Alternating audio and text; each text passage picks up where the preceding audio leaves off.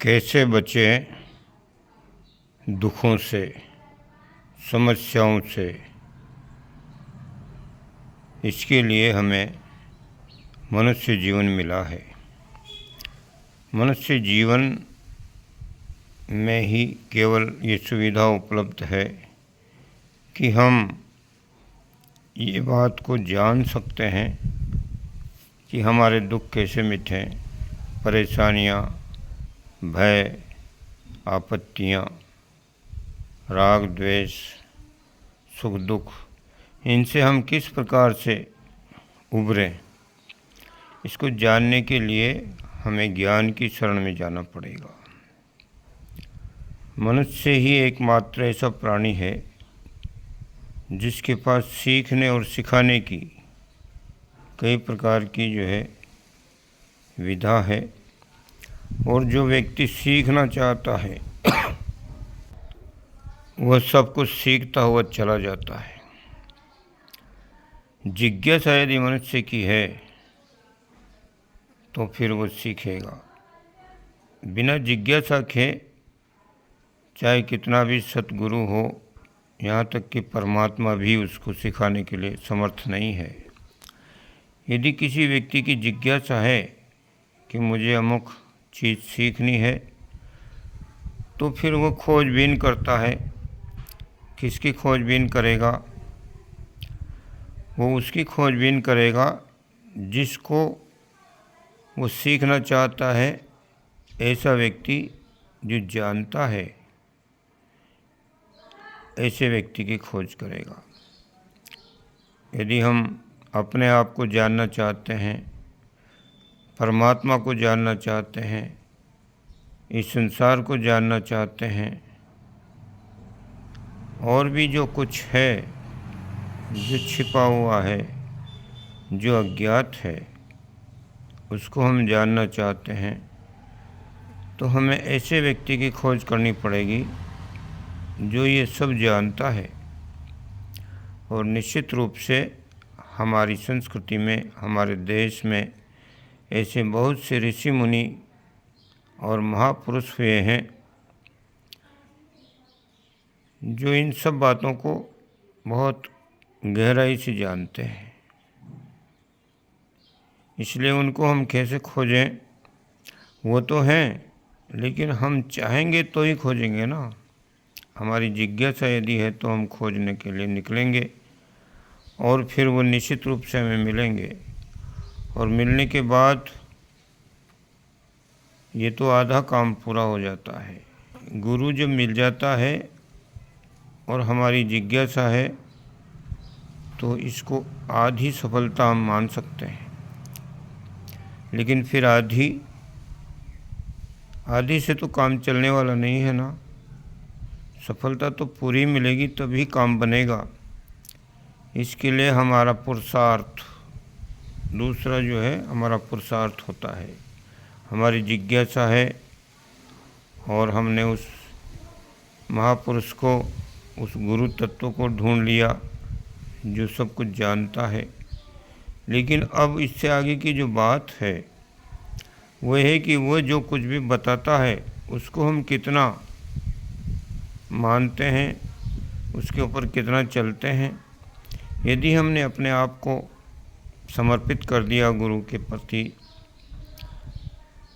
तो फिर हम सब कुछ सीखते हुए चले जाएंगे और इसी जीवन में वो सब कुछ प्राप्त कर लेंगे जिसको प्राप्त करने के लिए हम आए हैं। और यदि हम सीखने के लिए धीमी गति से काम करेंगे,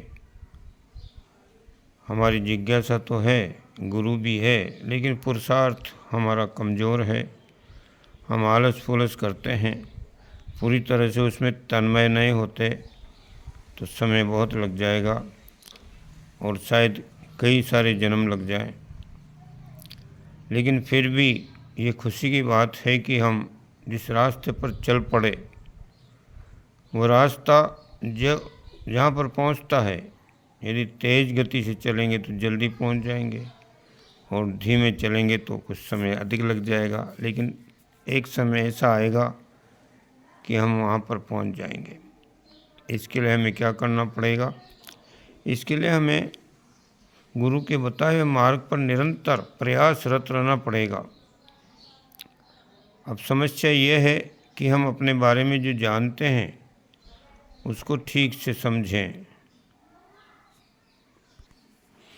यहाँ पर समझने के लिए हम एक उदाहरण पेश करते हैं कि जिस प्रकार से हम रात्रि को बिस्तर पर सो रहे हैं और उस समय हमें गहरी नींद आती है।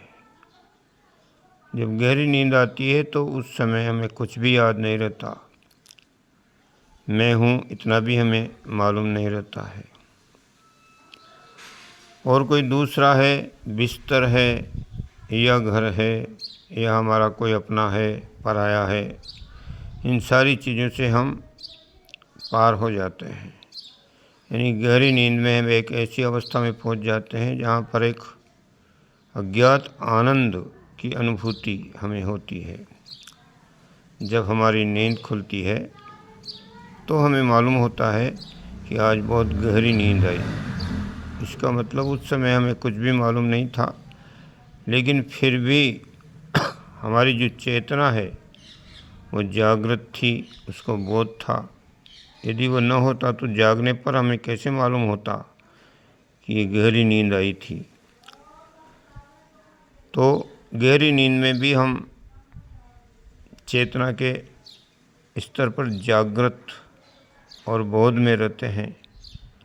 और जब स्वप्न चलता है, स्वप्न की जो अवस्था है वो तो निश्चित रूप से सारी की सारी उसी तरह की होती है जिस प्रकार से हम इस जागृत दुनिया में देखते हैं, करते हैं।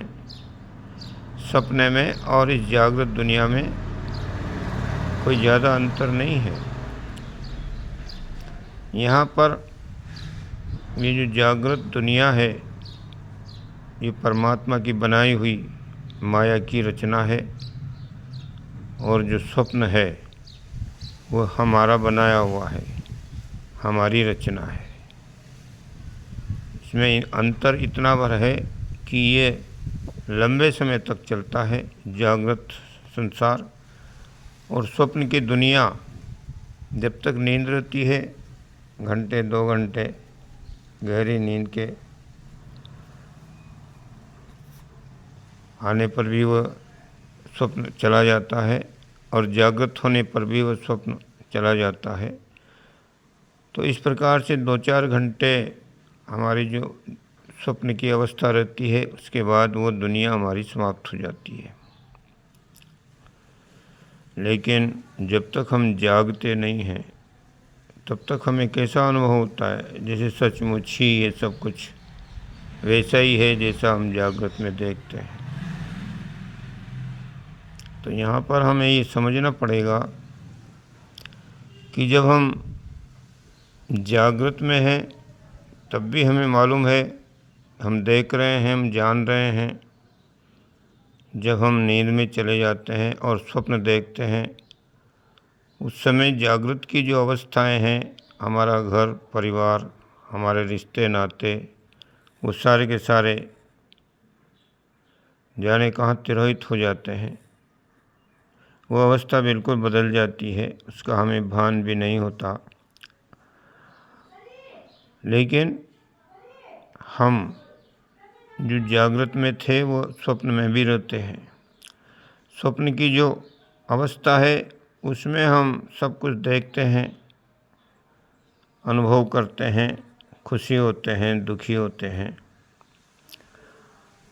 और जो गहरी नींद आती है उसके अंदर भी हमें ये मालूम रहता है कि आज गहरी नींद आई, यानी कि वहाँ भी बोध रहता है।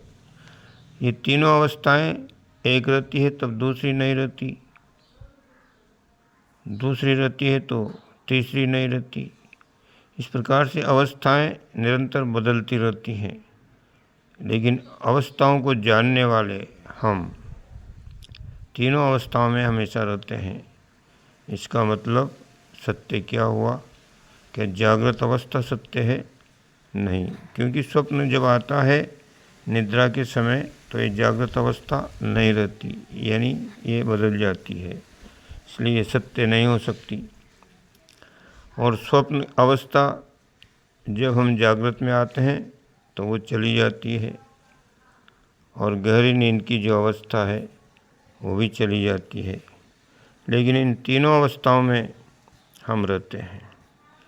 इससे सिद्ध होता है कि ये अवस्थाएं बदलती रहती हैं, लेकिन इन अवस्थाओं में हमारा जो अस्तित्व है वो सत्य है। वो तीनों अवस्थाओं में एक जैसा रहता है, इसलिए हम सत्य हैं। इस बात को हम बार बार चिंतन करें, बार बार गहराई से सोचें, तो एक दिन हमें ये समझ में आ जाएगा कि निश्चित रूप से हम ही सत्य हैं, हम हमेशा रहने वाले हैं। ये तीनों अवस्थाएं, इसको हम सब लोग अनुभव में लाते हैं।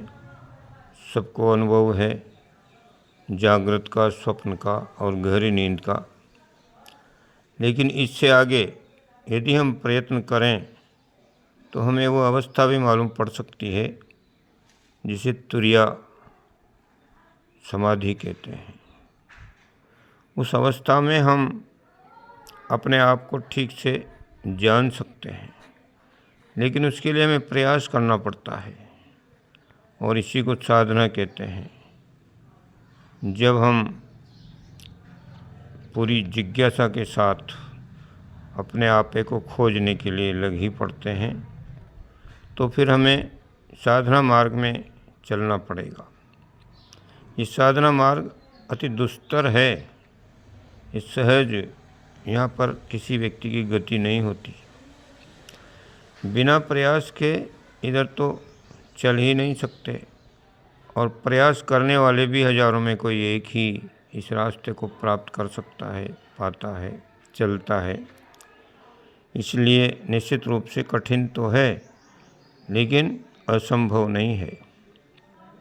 इसलिए हम यदि अपने बारे में जानना चाहते हैं, हमारा क्या अस्तित्व है, हम कौन हैं, कहाँ से आए हैं, कहाँ जाएंगे, ये संसार क्या है, ये परमात्मा क्या है, इन सब को जानने के लिए हमें समाधि अवस्था में जाना पड़ेगा। और उस अवस्था में जाने के लिए हमें साधना के नियमों का पालन करना पड़ेगा। अगले वीडियो में हम ये प्रयास करेंगे कि किस प्रकार से साधना करें, साधन कैसे हों, और उनके माध्यम से हम अपने को जानने के लिए किस प्रकार से उस तुरीयावस्था को प्राप्त करें। इसलिए ये आप निरंतर जान सकें, इसके लिए आपको ये चैनल को सब्सक्राइब करें, बेल आइकन दबाएं, ताकि सब नोटिफिकेशन आपको समय समय पर मिलते रहें।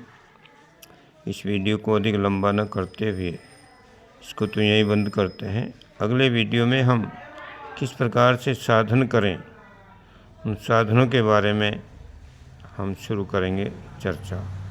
ओम शांति।